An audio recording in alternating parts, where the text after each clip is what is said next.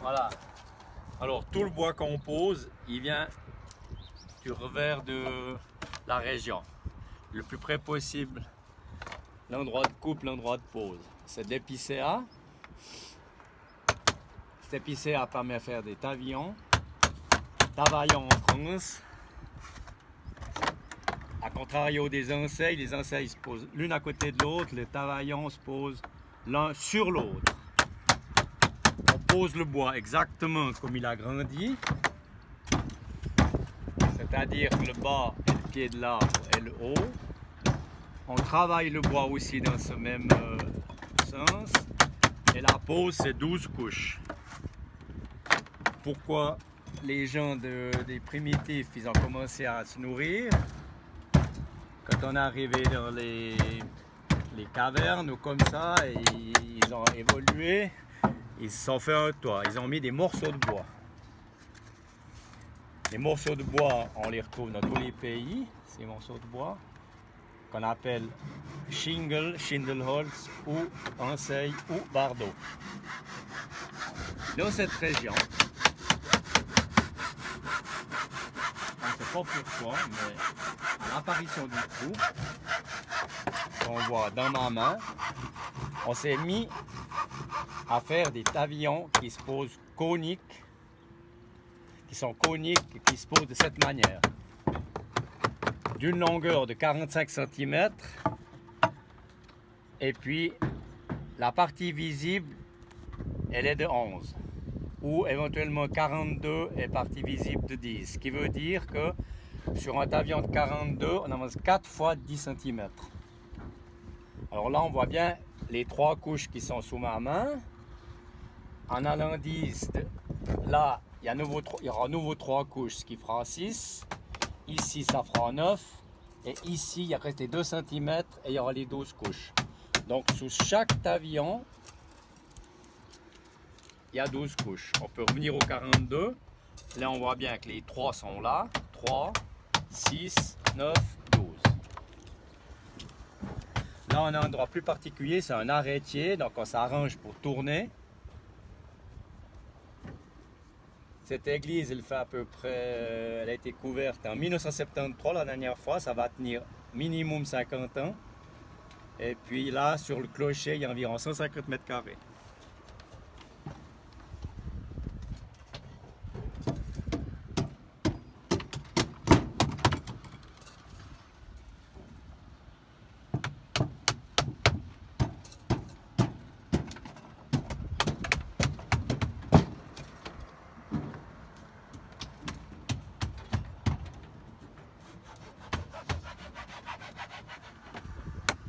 Après ça, il faut que je retrouve du bois.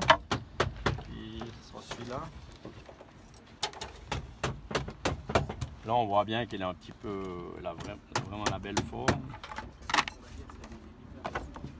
Moi, je pose les deux là, ils sont forts, ils posent à la feuille, c'est-à-dire qu'ils le posent comme un jeu de cartes. Je vais montrer comment.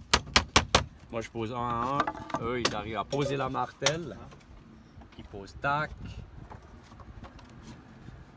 Tac, tac, ça c'est à la feuille. C'est plus rapide. Ça c'est plus rapide.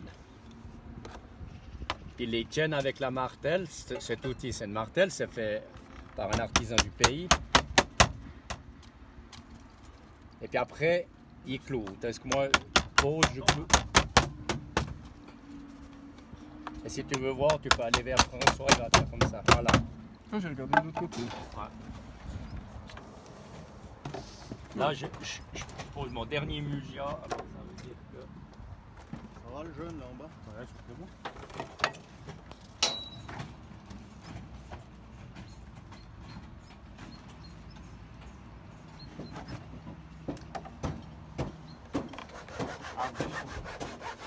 Je vais chercher du bois.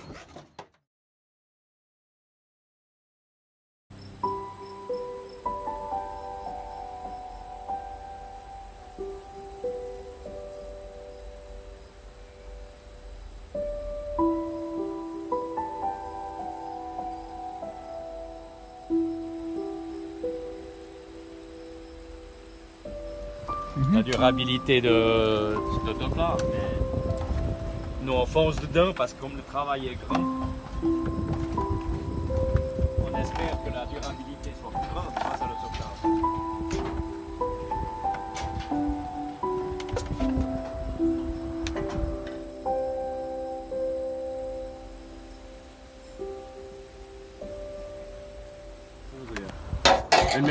C'est 13 cm, hein, il disait le gars. Il aurait tous les plans, tous les trucs, tous les relevés. Hein.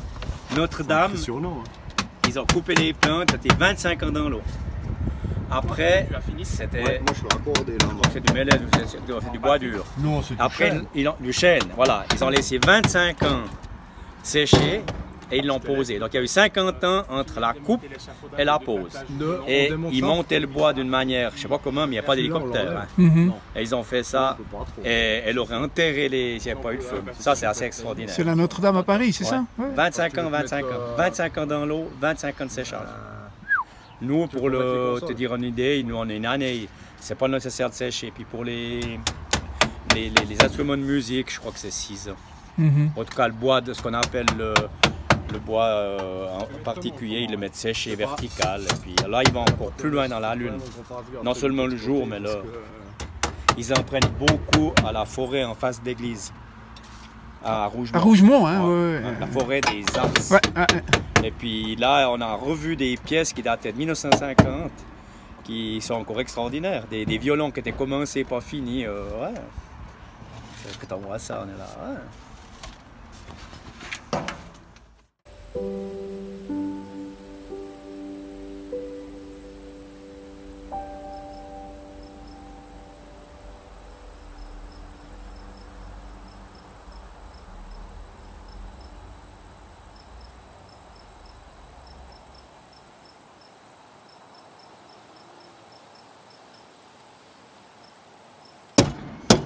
C'est que depuis la guerre, on les a habitués à des toits en amiante, etc., qui duraient 50, 70 ans. Et puis aujourd'hui, qu'il n'y a plus ces matériaux, cette substance dans les matériaux, on revient à une durée de toit de 25, 30 ans, 40 ans. C'est ça, mais parce Et que... les gens, ils doivent aussi comprendre que c'est quand même un élément le plus délicat sur une maison, quoi. Oui, si le toit est bien, alors toute la maison est protégée, hein, c'est clair.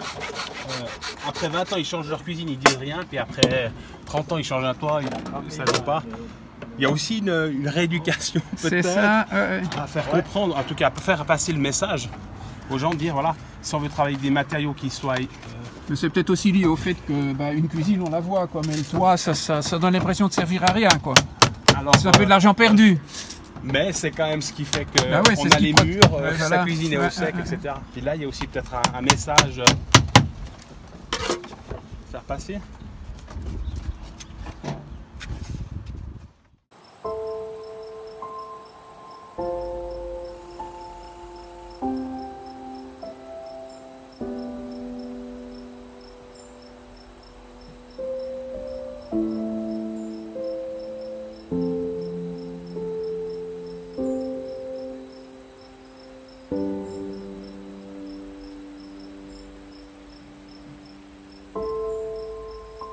Il n'y a pas tout ce bois qui traîne par terre. C'est parce que là, on doit les travailler. Parce que il y a des tavionneurs qui ont peut-être jamais fait d'église. Et puis François, c'est la troisième qu'il fait. Il en a fait une en Valais. Après, il a été à Saanen.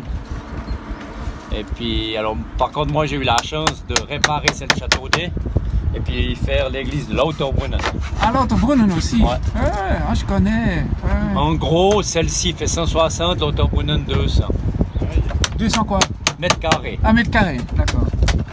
Alors, toi qui es intéressé à l'histoire et tout, on est d'accord que sur la protestant, on retrouve un coq.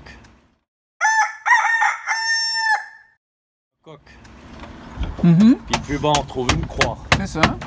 L'histoire de ce coq ici, c'est que quand les gens sont un peu bourrés, ils vont se mettre sur le talus là en haut, puis ils y tirent dedans. Alors si jamais je te donnerai la photo avec les trous.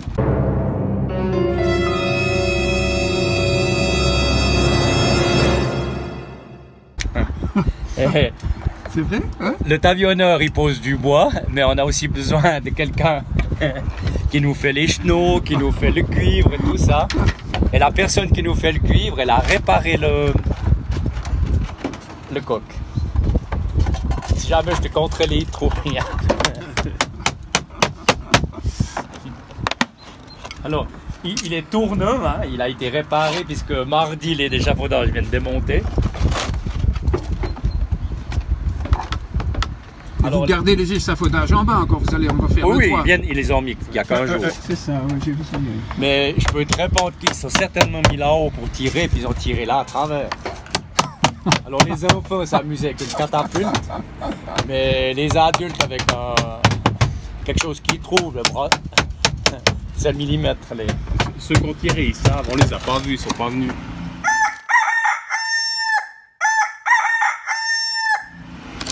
Mais il n'était pas tellement bourré pour tirer à côté quand même. Non.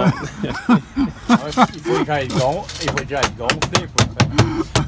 Il faut déjà arriver à le choper, ce qui est déjà pas mal. Hein. Ouais, c'est ça. Ça rigolade. 300 mètres. C'est un mousqueton, c'est une pièce de 5 francs. Hein. Moi, je te laisse accorder.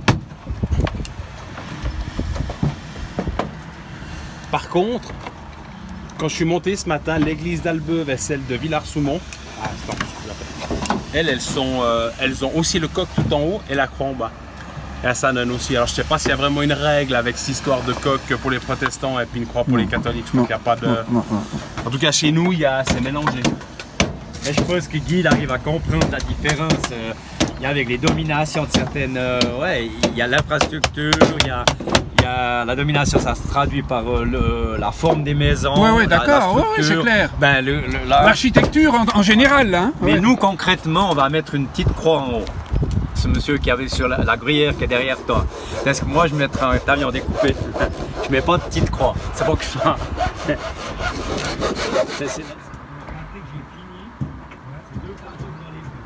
Voilà une vue d'en haut sur le clocher de l'église de Cossinière. Ça bouge un peu. J'ai pas l'habitude, mais c'est super sympathique. Voilà. Ici il y a le coq. Attendez, je vous montre. Voilà, le coq sur l'église. Attention, on tombe pas. Vous voyez, voilà le coq. Il y a effectivement des trous dans le coq, comme vous voyez. Voilà.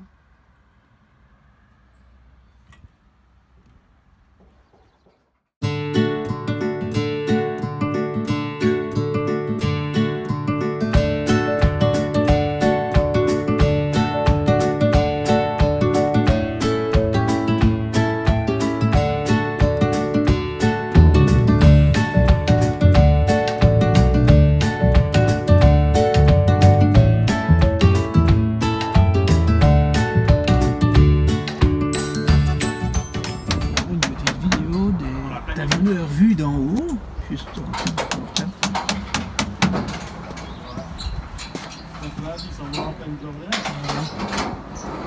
on va redescendre parce qu'ils vont continuer ici.